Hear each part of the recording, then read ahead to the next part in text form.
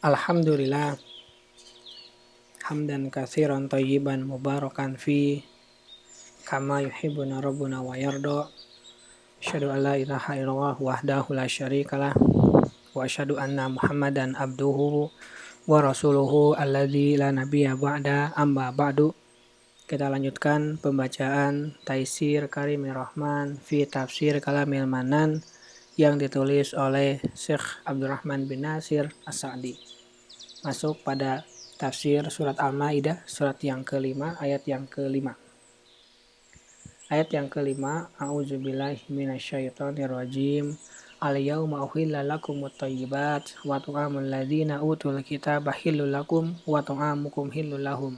Wal muhsanatu minal mu'minati wal muhsanatu minal ladzina utul kitaba min qablikum idza ataitumuhunna ujurahunna muhsinina ghairu musafihin wala mutakhidin akhdan wa may yakfur bil iman faqad habita amaluhu wa huwa fil akhirati minal khasirin.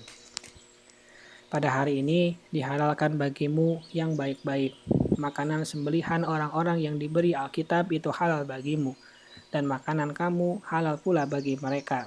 Dan dihalalkan mengawini wanita-wanita yang menjaga kehormatan di antara wanita-wanita yang beriman dan wanita-wanita yang menjaga kehormatan di antara orang-orang yang diberi Alkitab sebelum kamu. Bila kamu telah membayar mas kawin mereka dengan maksud menikahinya, tidak dengan maksud berzina, dan tidak pula menjadikannya gundik-gundik.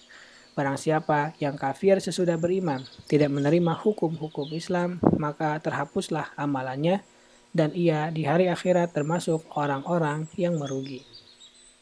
Tafsir ayat yang kelima, Allah mengulang kembali penghalalan yang baik-baik untuk menegaskan nikmatnya dan untuk mengajak para hamba mensyukurinya dan memperbanyak zikir kepadanya, di mana dia membolehkan apa yang mereka butuhkan dan mereka dapat mengambil manfaat dari hal-hal yang baik. Wa ta'amul ladzina utul kitaba hillul lakum, makanan orang-orang yang diberi Alkitab itu halal bagimu. Maksudnya sembelihan orang Yahudi dan Nasrani adalah halal bagimu wahai kaum muslimin, bukan orang-orang kafir selain mereka, di mana sembelihan mereka tidak halal bagi kaum muslimin.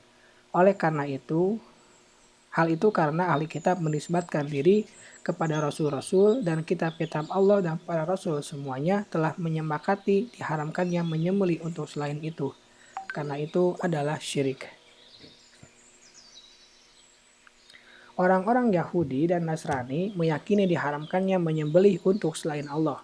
Oleh karena itu, sembelihan mereka dihalalkan sedang selain mereka tidak. Dan dalil yang menunjukkan bahwa yang dimaksud dengan makanan dalam ayat ini adalah sembelihan mereka. Dan bahwa makanan yang bukan merupakan sembelihan seperti biji-bijian dan buah-buahan, ahli kitab tidak memiliki kekhususan padanya. Bahkan ia dibolehkan walaupun itu juga makanan selain ahli kitab. Di samping itu, penisbatan makanan kepada mereka menunjukkan bahwa ia adalah makanan dari hasil sembelihan mereka. Dan tidak bisa dikatakan bahwa penisbatan ini menunjukkan kepemilikan, dan bahwa yang dimaksud dengan makanan di sini adalah apa yang mereka miliki. Tidak demikian, karena ia tidak dibolehkan dengan cara mengambil secara tidak sah, bahkan tidak pula dari kaum muslimin. Wa ta'amukum, dan makananmu, wahai kaum muslimin, hillul lahum, halal pula bagi mereka, maksudnya halal bagimu untuk memberikannya kepada mereka. Wa, dan dihalalkan untukmu, wal muhsanatu, wanita-wanita yang menjaga kehormatannya, yaitu wanita-wanita merdeka yang baik-baik, pandai menjaga diri, minal mu'minati, dari kalangan wanita-wanita mereka yang beriman, dan wanita-wanita yang menjaga kehormatannya, minal ladzina utul kitaba min qablikum, dari orang-orang yang diberi Alkitab sebelummu, yaitu Yahudi dan Nasrani. Ayat ini adalah takhsis bagi firman Allah Ta'ala, wala tankihul musyrikati hatta yu'min, dan janganlah kamu menikahi wanita-wanita musyrik sebelum mereka beriman.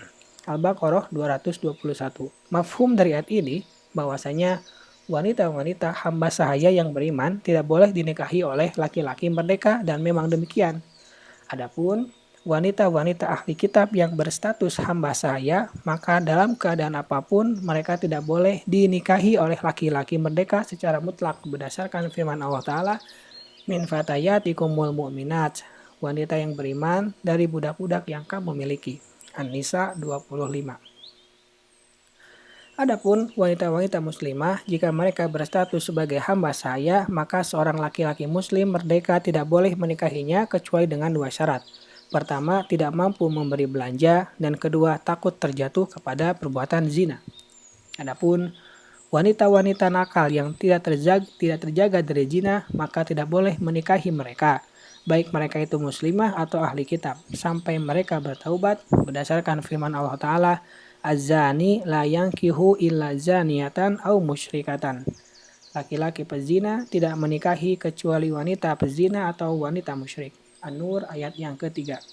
Firman-Nya, idza ataitumuhunna ujurahun, bila kamu telah membayar mas kawin mereka, maksudnya kami membolehkan kamu untuk menikahinya jika kamu telah membayarkan maharnya. Barang siapa yang berniat tidak memberikan mas kawinnya, maka wanita tersebut tidak halal baginya. Dan Allah memerintahkan agar memberikan mahar kepadanya jika dia dewasa dan berakal sehat serta layak untuk menerima. Jika tidak, maka suaminya memberikannya kepada walinya. Dinisbatkannya mas kawin kepada wanita menunjukkan bahwa dia memiliki hak atas seluruh mas kawinnya dan tidak seorang pun yang memiliki hak sedikit pun padanya, kecuali jika dia merelakan untuk suaminya atau walinya atau selainnya. Muhsinina ghairu musafihin, dengan maksud menikahinya bukan dengan maksud berzina, yakni dalam keadaan kamu, wahai suami, menikahi istrimu yang karenanya kamu menjaga kemaluanmu dari wanita yang bukan istrimu. Ghairu musafihin, bukan dengan maksud berzina, yakni berzina dengan siapapun. Wala muttakhidina akhdan, dan tidak mengangkat gundik-gundik, yakni berzina dengan kekasihnya. Para pezina di zaman jahiliyah ada yang berzina dengan siapapun, dia ini adalah pezina ulung. Di antara mereka ada yang berzina dengan kekasihnya. Maka Allah menyatakan bahwa hal itu menafikan akhlak iffah, terjaga dari zina, dan bahwa syarat menikah adalah hendaknya seorang laki-laki terjaga dari zina. Firman-Nya, wa may yakfur bil iman faqad habita amaluh, barang siapa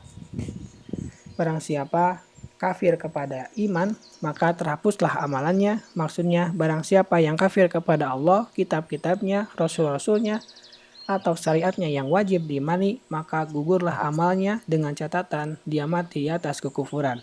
Sebagaimana firman-Nya, wa may yartadid minkum an dinihi fayamut fahuwa kafirun faulaika habitat a'maluhum fid dunya wal akhirah. Barang siapa yang murtad di antara kamu dari agamanya, lalu dia mati dalam kekafiran, maka mereka itulah yang sia-sia amalannya di dunia dan di akhirat. Al-Baqarah 217. Wa huwa fil akhirati minal khasirin, dan dia di akhirat termasuk orang-orang yang merugi, yaitu orang-orang yang merugi diri mereka, harta mereka, dan keluarga mereka pada hari kiamat, dan mereka mendapatkan kesengsaraan abadi. Subhanakallahumma wa bihamdika asyhadu an la ilaha illa anta astaghfiruka wa atubu ilaik. Assalamualaikum warahmatullahi wabarakatuh.